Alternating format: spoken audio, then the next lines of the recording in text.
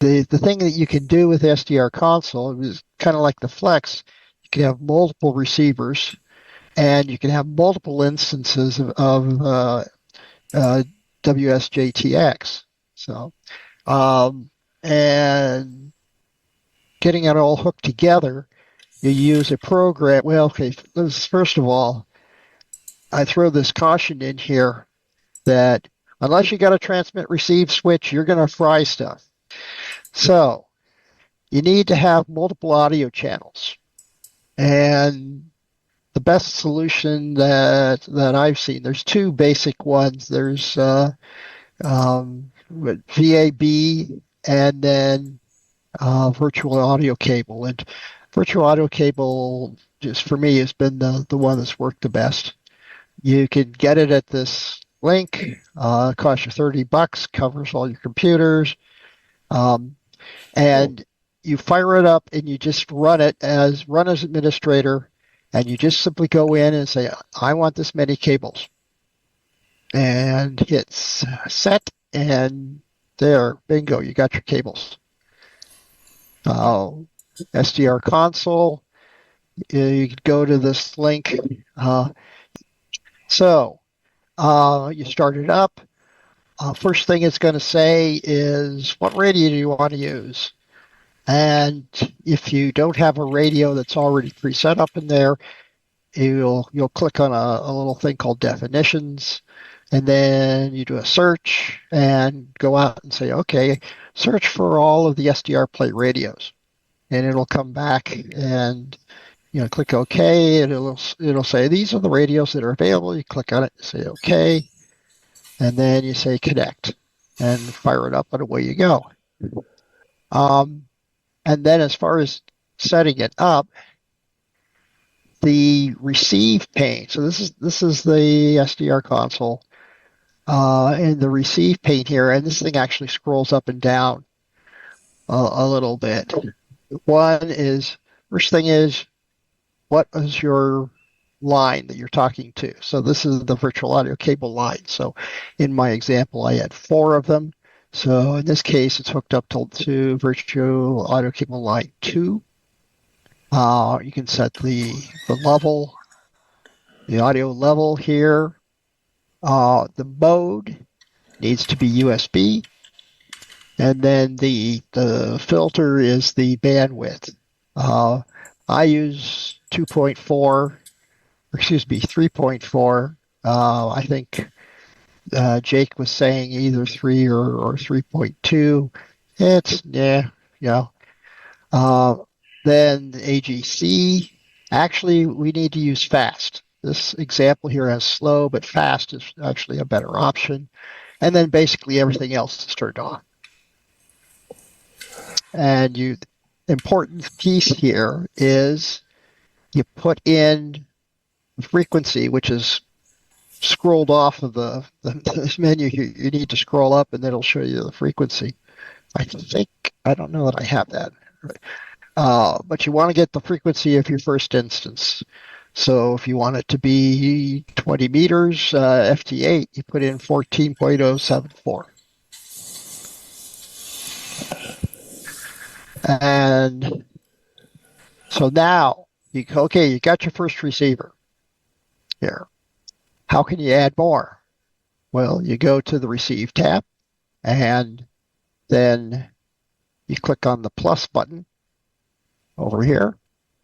And then you configure the receiver basically the same way as we did on the last one. So you select whatever the appropriate line is. So this one was 2. You might want to put in 3.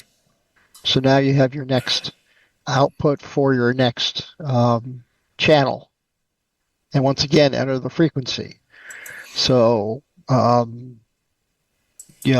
in, what is it, 7.0, I think it's 7.4 for 40 meters. Then when you're done, you do that for all of these guys. Then you can click on Receive pane, and then it'll dock the receivers. I think I've got a picture of that. Okay, I don't, but I can show you. I put this together fairly quickly. All right. Now, in WSJT-X, the problem here is that if you just simply click on one icon, it brings up the same instance. But you can set it up multiple instances using a thing called rig name. So in here you put in the target it's dash rig name. I'm saying 40 meters dash 40 meters underscore FT8. You can't have spaces there. And in the general tab, you just put in some kind of descriptive name that matches that. I got really confused with rig name because I thought it was talking about my radio. So the rig is not the radio. It's just a label. Just a display name on your console. Right. Okay. And then you need to go into settings for each of those guys. So you fire it up, and it's a fresh start. So it comes up and it wants to have everything is new. So you need to set the rig, and you want it to only be in a receiver mode. So the rig you use is none. Now, what that means is that there's no control between SDR console and the WSJT-X. So you got to make sure that you have your frequencies set right and you have the correct virtual audio cable line between the two. Otherwise, it gets really confusing. So, and the recommendation then is you set that line, and you aren't going to use the output. So set it to the same thing. It's basically a kind of a null. And once again, you need to put it in whatever the particular band and mode is for that frequency that you've set the radio to. So this is those receivers that I was talking about before. When you go in to receive and the receiver panes, it brings this up and it's a floating window. But then if you dock it, it will then place it above the main waterfall. And, in this example, I have individual instances of WSJT-X for each of the bands and each of the modes. And those are correlating to each of these receivers. Now, to show you what you can do with this thing, the particular receiver that I'm using has got a 10 megahertz bandwidth. So I can span, in this case, 21 down to 11 megahertz. And I've added in another band here. So what I could do is I can shift whatever receiver is active. And if you notice, this guy over here is highlighted. He's just a placeholder. So that's at the 5 megahertz point in the bandwidth. So it is 17 megahertz plus or minus 5. So that gets me up to 22, and down to 12. So it covers these 3 bands. If I wanted to cover these 3 bands, then I could just simply shift it down a little bit and it would move that bandwidth bar. And now I would get the 17, 20, and 30 meter bands. And then finally, when you want to save all of this stuff, you can go into layout and then custom save, and you put in a description, and now you can pull that whole thing back up when you're ready to use it. So let me go show you what I've set up. So let's see here. I'm going to need to change my share. And what I've done is I have set this up in a remote computer. So I'm using a remote desktop to access this thing. And here is the receiver running here at 15, 17, and 20. These are all FT8s. These are the FT4s. And if I make him go away, these are the individual instances of the WSJT-X. And all of those things are pouring into a program called Grid Tracker. I don't know how many of you are familiar with that, but if you're going to do FT8, Grid Tracker is really a program you need to be using. So